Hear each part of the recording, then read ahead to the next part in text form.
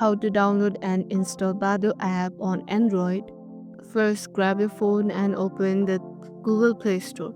You will find the Play Store icon on your home screen or app drawer. Go ahead and tap it. In the search bar at the bottom, type Badoo and hit search. Look for the app named Badoo Dating, Chat and Meet. Tap it. Next, tap on install. Your phone will start downloading the app depending on your internet speed. This might take a few seconds.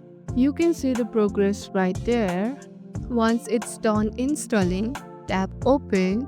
Welcome to Badoo. Don't worry, it's free and super easy to use.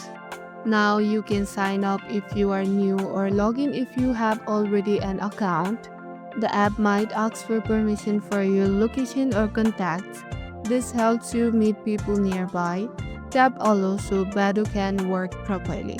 And that's it. You have successfully downloaded and installed Badoo on Android. If you found this video helpful, smash the like button, share and subscribe for more tutorial, and drop a comment if you have any question. Happy dating and thank you for watching.